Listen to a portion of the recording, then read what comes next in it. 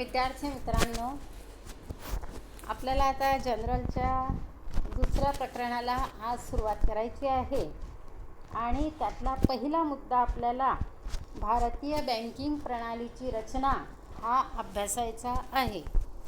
कोणत्याही देशाची बँकिंग प्रणाली कशी आहे किंवा कोणत्याही देशाची बँकिंग व्यवस्था कशी आहे यावरच त्या देशाचा विकास हा अवलंबून असतो. कारण अर्थव्यवस्थेतील सर्व क्षेत्राला अर्थपुरवठा करण्याचं कार्य बँका या करत असतात आणि म्हणून त्या देशातील बँकिंग पद्धत कशी आहे, बँकिंग सिस्टीम कशी आहे यावरच त्या देशाचा विकासाचा दर हा अवलंबून असतो. तर प्रस्तुत डायग्रामवरून समोर तुमच्या जो डायग्राम दिसत आहे त्यावरून तुम्हाला भारतातील बँकांची रचना ही लक्षात येईल. तर सर्वात वरच्या शिखरावरती भारतीय रिझर्व्ह बँक ही आहे. तर भारतामध्ये रिझर्व्ह बँक ही मध्यवर्ती बँक आहे आणि ही बँक देशातील चलननिर्मितीचं चलन व्यवस्थापनाचं कार्य करत असते. नंतर रिझर्व्ह बँक ही शिखर बँक असे सुद्धा रिझर्व्ह बँकेला म्हणतात. त्यानंतर खालच्या मुद्द्यावरती समोरच्या डायग्राममध्ये तुम्हाला अनुसूचित बँका असा उल्लेख दिसेल. तर अनुसूचित बँका याचाच अर्थ 1934च्या बँकिंग कायद्यानुसार रिझर्व्ह बँकेच्या सूचीत ज्यांचं नाव दिलेलं असतं, ज्यांचं नाव असतं त्यांना अनुसूचित बँका असं म्हणतात. आणि दुसऱ्या अनुसूचेतर बँका असतात. अनुसूचेतर बँका मात्र रिझर्व्ह बँकेच्या यादीमध्ये नसतात, त्यांचं नाव रिझर्व्ह बँकेच्या यादीमध्ये नसतं. मग ह्या अनुसूचित बँकांचेही दोन भाग पडतात, एक अनुसूचित व्यापारी बँका आणि दुसरं अनुसूचित सहकारी बँका. तर अनुसूचित व्यापारी बँकांचा जर विचार केला तर त्यामध्ये सार्वजनिक क्षेत्रातील बँका, खाजगी क्षेत्रातील बँका, विदेशी बँका आणि प्रादेशिक ग्रामीण बँका यांचा समावेश हा होत असतो. तर अनुसूचित सहकारी बँकांमध्ये अनुसूचित नागरी सहकारी बँका आणि अनुसूचित राज्य सहकारी बँकांचा समावेश होत असतो. तर सार्वजनिक क्षेत्रामध्ये ज्या बँका असतात त्यांनाच आपण राष्ट्रीयकृत बँका म्हणतो. तर त्यांचेसुद्धा दोन भागांमध्ये वर्गीकरण करण्यात आलेले आहे. सार्वजनिक क्षेत्रातील ज्या बँका आहेत तर त्यांचे दोन भागांमध्ये वर्गीकरण करण्यात आले आहे. एक म्हणजे राष्ट्रीयकृत बँका आणि दुसरं म्हणजे स्टेट बँक व तिची ज्या सहयोगी ज्या 6 बँका आहेत तर त्या. तसंच खाजगी बँकांचं सुद्धा दोन भागात वर्गीकरण केलं जातं, जुन्या खाजगी बँका आणि नवीन खाजगी बँका. आता भारतातील बँकांची रचना ही या डायग्रामवरून आपण बघितली आहे.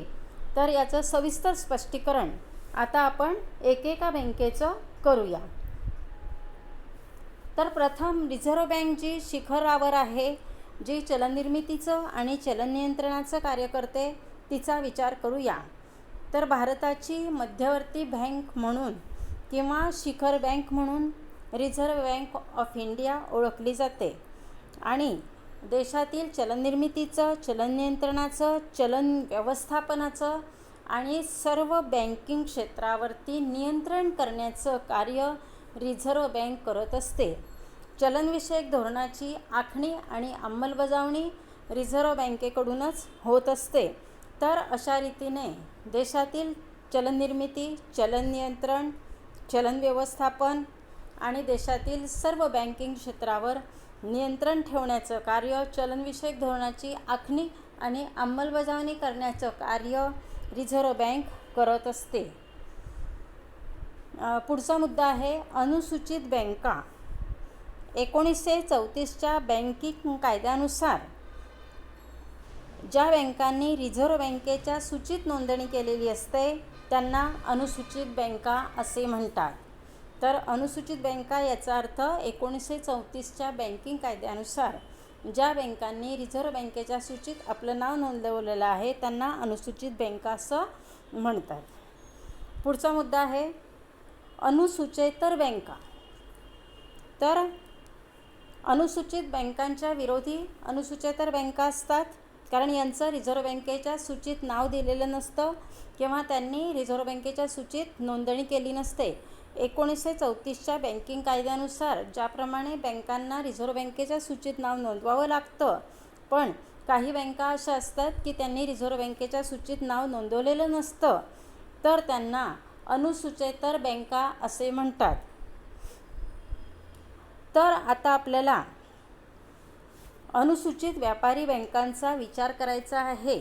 म्हणजेच ज्यांनी रिझर्व्ह बँकेच्या सूचीमध्ये आपलं नाव नोंदवलेलं आहे, रिझर्व्ह बँकेच्या यादीत बँक म्हणून त्या गणल्या जात आहे, तर अशा अनुसूचित व्यापारी बँकांचा विचार आता आपल्याला करायचा आहे.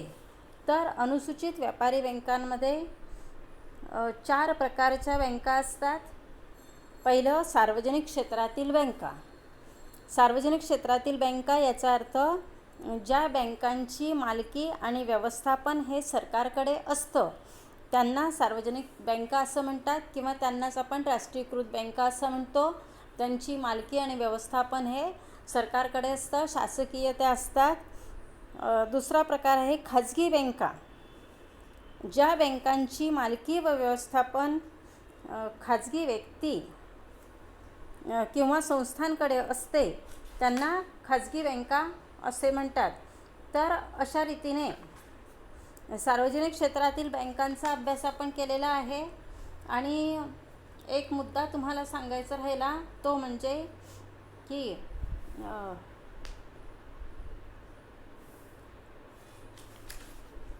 ज्या बँकांची मालकी आणि व्यवस्थापन सरकारकडे असते, शासनाकडे असते, त्यांना सार्वजनिक बँका असे म्हणतात.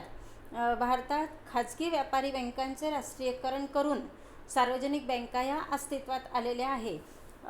कारण भारतात पूर्वी खाजगी क्षेत्रात बँका होत्या, पण खाजगी क्षेत्रात बँका असल्यामुळे गरजू लोकांना योग्य रीतीने कर्जपुरवठा वेळेवर होत नव्हता, आणि त्याचप्रमाणे कर्ज घेणाऱ्या लोकांची लूट ही सावकार, मध्यस्थ, अडते यांच्याकडून मोठ्या प्रमाणावर केली जात होती.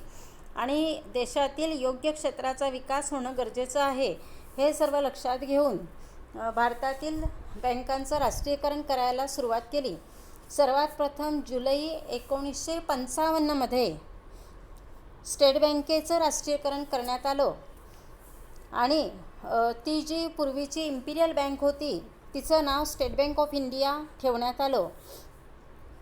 त्यानंतर State Bank of Travancore, State Bank of Mysore, State Bank of Bikaner and Jaipur, State Bank of Patiala, State Bank of Saurashtra, State Bank of Indore आणि स्टेट बँक ऑफ हैदराबाद या 7 बँकांचं राष्ट्रीयकरण हे 1959मध्ये करण्यात आलं होतं.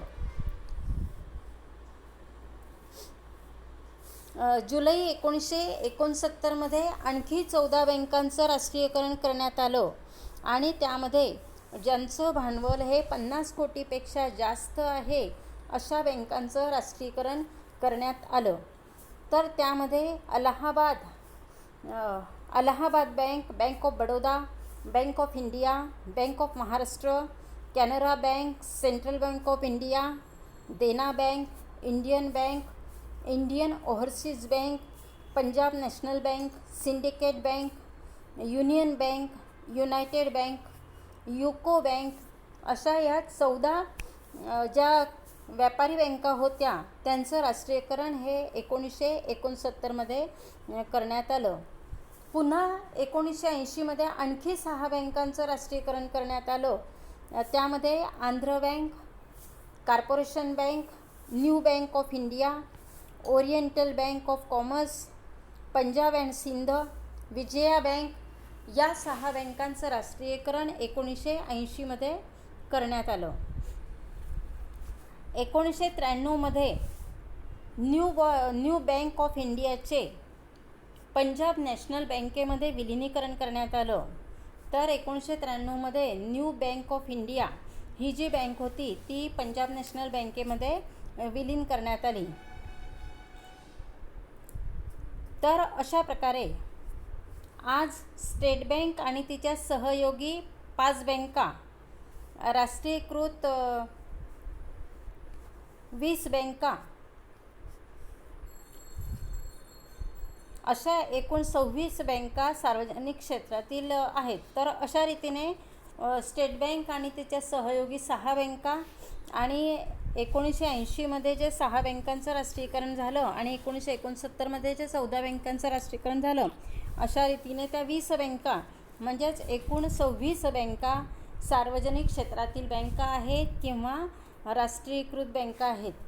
तर याचा विचार आपण स्किलच्या पहिल्या पिरियडला केलेलाच आहे, पण जनरलच्या ह्या पहिल्या पिरियडला बँकिंग प्रणालीची रचना हा अभ्यासात असल्यामुळे आपल्याला त्याचा पुन्हा विचार करावा लागत आहे. तर आता आपण सार्वजनिक क्षेत्रातील बँकांचा सविस्तर अभ्यास केलेला आहे. आता पुढचा मुद्दा आहे खाजगी क्षेत्रातील बँका. तर ज्या बँकांची मालकी आणि व्यवस्थापन खाजगी व्यक्ती किंवा संस्थांकडे असतं त्यांना खाजगी बँक असं म्हटलं जातं. भारतात खाजगी व्यापारी बँकांचे जुन्या खाजगी बँका म्हणजेच 1991पर्यंतच्या आणि नवीन खाजगी बँका म्हणजेच 1991 नंतरच्या असे वर्गीकरण केले जाते. तर भारतात जुन्या खाजगी बँकांची संख्या 17 आहे आणि नवीन खाजगी बँकांची संख्या ही 8 आहे. म्हणजेच भारतात एकूण खाजगी बँका ह्या 25 आहेत. तर अशा रीतीने खाजगी बँकांचे जुन्या खाजगी बँका आणि नवीन खाजगी बँका असे वर्गीकरण केले जाते.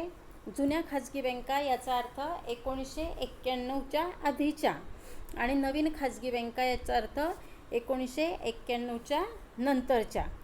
तर खाजगी बँकांचा विचार केला तर जुन्या बँकांची संख्या भारतात 17 आहे आणि नवीन बँकांची संख्या ही 8 आहे आणि अशा रीतीने भारतात एकूण खाजगी बँका ह्या 25 आहेत. पुढचा प्रकार आहे विदेशी बँका. तर ज्या बँकांचं कार्यालय मुख्यालय हे त्यांच्या देशात असतं आणि त्यांची शाखा त्यांनी भारतात स्थापन केलेली असते, अशा बँकांना विदेशी बँका किंवा परकीय बँका किंवा परराष्ट्रीय बँका असं म्हणतात. की या बँकांचं जे मुख्य कार्यालय आहे ते त्यांच्या देशामध्ये असतं आणि त्यांनी आपल्या देशामध्ये म्हणजे भारतामध्ये बँकेची शाखा ही स्थापन केलेली असते. अशा बँकेला विदेशी बँका म्हणतात. आपल्या भारतात विदेशी बँकांची संख्या जवळपास 29 एवढी आहे. आता चौथा प्रकार म्हणजे प्रादेशिक ग्रामीण बँका.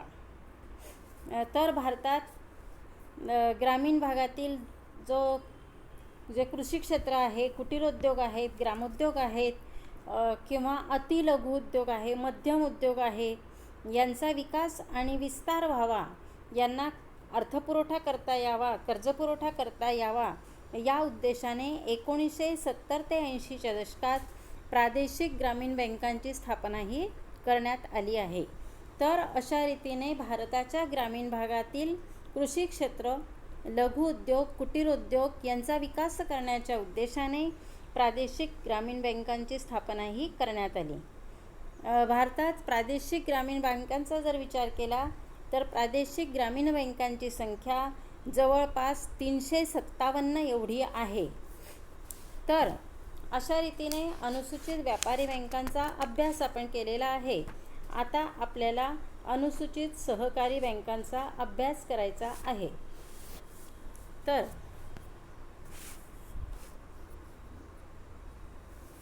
अनुसूचित सहकारी बँका या भारतीय बँकिंग प्रणालीचा एक अविभाज्य भाग आहे.